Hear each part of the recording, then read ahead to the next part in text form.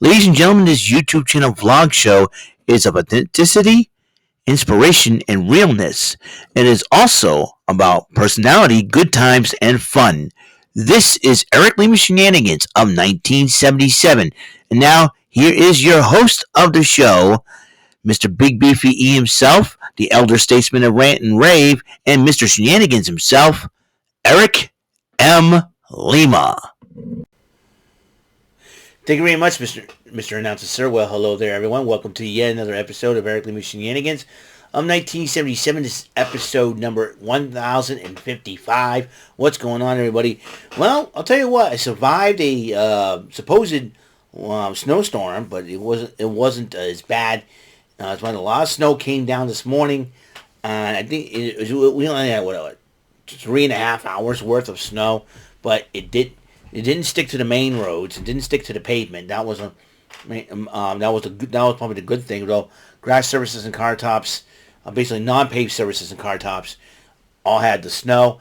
And we didn't get a whole lot. It's like it never snowed out there this morning. So it was a good thing. And I did, when I did the Joker's Wild episode yesterday and decided to schedule it for today, I figured, just in case, and everything kind of worked out, so it's a good thing. A lot of crazy stuff's been happening, and we'll have to address a little bit of that tomorrow night on Rant and Rave for one of my topics. So I think it's very imperative, and it's very, very important. And let's just say I have a formal apology to issue tomorrow night on Rant and Rave. Check out for that. It ain't going to be it's not a big deal, but I figured, I want to confirm everything is going on.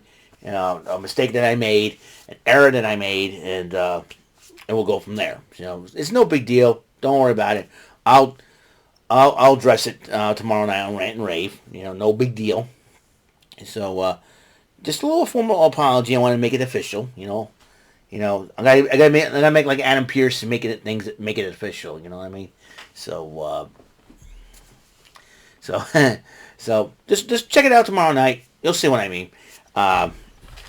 So we're gonna get going on AEW Dynamite tonight at Event Center. It was pretty good, and we had 3 Continental Classics Gold League matches, and some that are very, very important.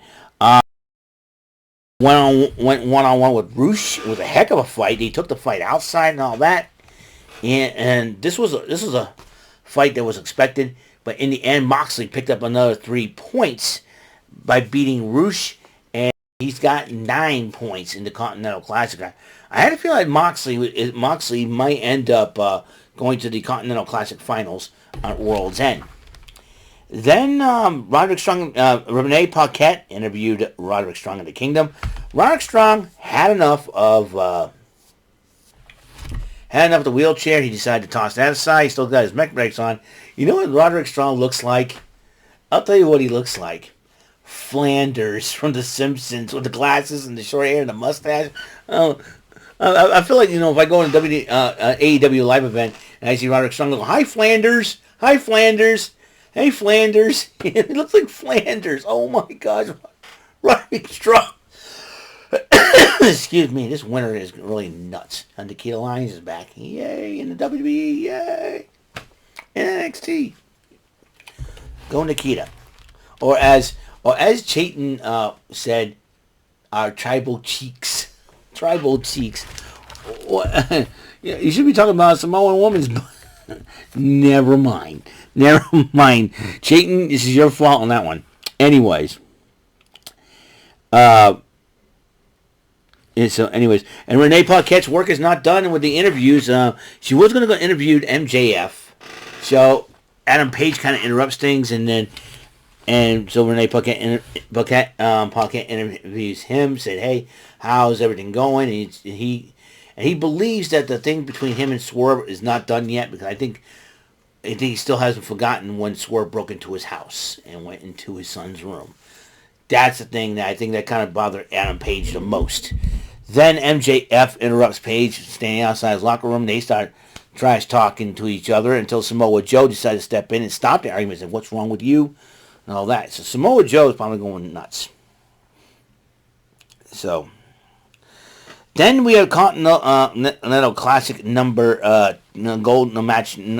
League match number 2. Mark Briscoe yet to score some points in this thing against Swerve Strickland, who's already got 6 points. He's got an opportunity to tie Jon Moxley, and another great matchup. But Swerve Strickland did win in the end against Mark Briscoe. Briscoe has officially been eliminated from the from going further in the tournament, so to speak. But however, he'll still get to wrestle. I mean, like, get a chance to go to the finals, so to speak. So Swerve Strickland picks another 3 points, and it will be 9 points total, tying Moxley. Renee Paquette, interviewing woman of that's why they call her remarkable. Renee Paquette interviewed Mariah May. Mariah May says, she was talking about Tony Khan when her debut was going to be May, but she said her opponent is none of Renee Paquette's business, but she said all it is tonight is about timeless Tony Storm. She's still fawning over Tony Storm. A little bit more on the lovely timeless one in a minute. Samoa Joe and MJF were about to take on the Devil's Masked Men, and the lights went out. And then when the lights came back on, the Masked Men, there's 4 of them surround the ring. Lights went out again, then lights came back on, they were gone. And they showed the devil in the mask, but then it showed backstage where MJF was laid out with a broken bottle over his head. So a lot of interesting situations. So Samoa Joe ran to the back to find out what the heck is going on.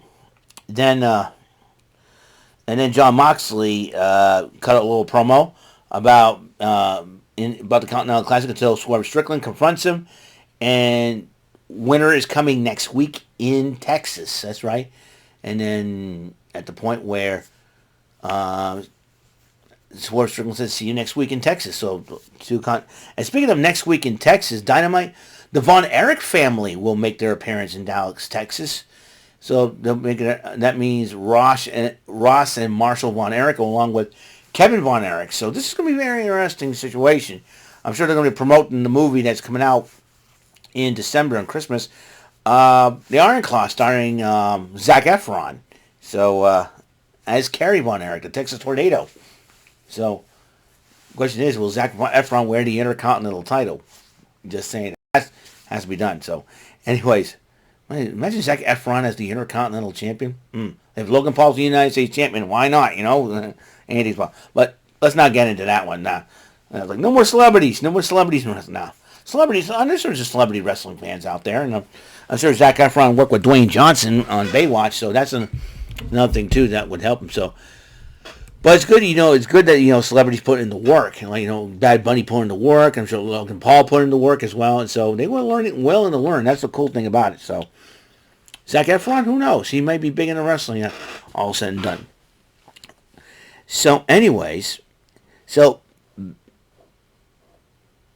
Mikhevich introduces the lovely, the gorgeous, the curvaceous, timeless Tony Storm. Speaking of tribal cheeks. And this is a battle of tribal cheeks, so to speak. You got on one end, you got timeless Tony Storm. And you got the lovely Sky Blue, the challenger. So, and I think some people saying that Brady Crocker has not baked this much cake ever. I'm like, you can forget all the the curve, the butt jokes, But, a lot of cake in that matchup. We get the return to Nikita Lyons last night. You get timeless Tony Storm and Sky Blue. If Tony Storm came back to the WWE, her and Nikita Lyons, we win that match as well. You know what I mean? So it would have been great. But right now, timeless Tony Storm is doing her thing in AEW, doing a great job of it. Doing the hip attacks. And, her and Sky Blue, man, I'll tell you what. This is a heck of a matchup. But Storm did retain. And here's the thing. I want to be Luther for a day. He's got Tony Storm on his shoulders. He's carrying Tony Storm. Hey, I want that job. I'll be Tony Storm's butler. I don't care. I love Tony Storm. Anyways, and as Tony Storm is celebrating, Riho, the first AEW Women's World Champion, came back and decided to tussle with Tony Storm a little bit and challenging her for the championship. the little lady seems to come back now. So we'll see what happens. And the third the matchup, Continental Gold Classic, Gold League Classic, Jay Lethal. The Battle of the Jays is the J Bowl. White and Lethal going at it, and Jay White did pick up another 3 points against Jay Lethal. So Jay White could, it could be between White, Strickland, and Moxley. It will be very interesting to see what happens there. But in the main event, the TNT title, these two men, first time they fought in 13 years. Christian Cage versus Adam Copeland. Christian Cage defending the title. This was a heck of a matchup until Shayna Wayne, Nick Wayne's mom, comes down and actually was torn between hitting Cage or hitting Adam Copeland. And she hit Adam Copeland probably because she still loves her son, even though her son is sided with Christian Cage. Question is Shayna Wayne going to get involved and be part of the patriarchy with Christian Cage? Does she have a thing for Christian Cage? We don't know why Shayna Wayne did it. But she walked away. Fans booed her out of the building. So it'll be very interesting to see what happens. But Christian Cage ended up walking away still the TNT champion after almost breaking the neck of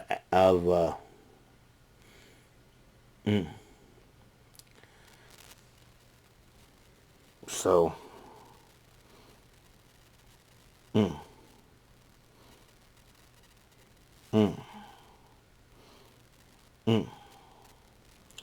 So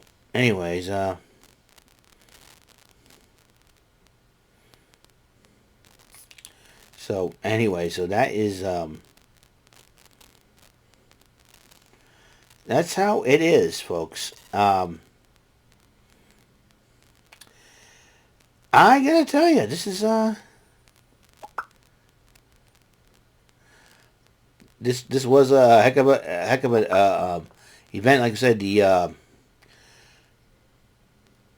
Von Erichs will make their AEW debut on Winners coming next week. Looking forward to that. To see, I'm sure they'll promote the movie Iron Claw starring Zac Efron, and MJF did play a little bit part in that movie too. So and just to see him shake hands with Zac Efron, it's really really cool to see that. So that's it. That's all the time we have on the show. A reminder, speaking of Rant and Rave, that's tomorrow. Tomorrow, I will also be playing the Pressure Luck game. Again, I need to get back as a returning champion. I thought I would have had a shot. There's a couple occasions, but the whammies have gotten to me. That will change. After we got Rant and Rave on at 8 tomorrow, episode 217, I do believe. Got a lot to talk about. We got SmackDown, AEW Rampage. We got Bullseye, SmackDown. I still got Impact. I got a new tablet I can watch Impact on. Let's see. So Friday we got Bullseye, SmackDown, Rampage. Tomorrow we got AEW Collision and NXT Deadline. That is that's the name of the game, folks. So NXT Deadline. So I'm really excited. So lots going on this weekend. Holidays are always busy times. Looking forward to it. So man, excuse me. Yeah, I farted. So that's all the time we have on this show. And like I say, if you like this video, remember the statement of the statesman is still up. Get a chance to watch it, but I will take it down after I upload this video. Okay, after I upload this video, the video is down. I said I give everybody a week to check it out. So I'm trying to get rid of all drama-like videos, and that's what I'm going to do. So after I upload this video, that other video I made will be taken down. All right? So that's it. Episode 1055 is complete. Until the next episode comes rolling around, Mr. Announcer, please take us home. This concludes today's episode. This is Mr. Lima speaking for Eric Lima Shenanigans of 1977. A Big Beefy E, do it for Bob Saget Productions, and in association with a Raven Bova Telepictures and Distribution. See you next time on another episode of the show. Goodbye for now.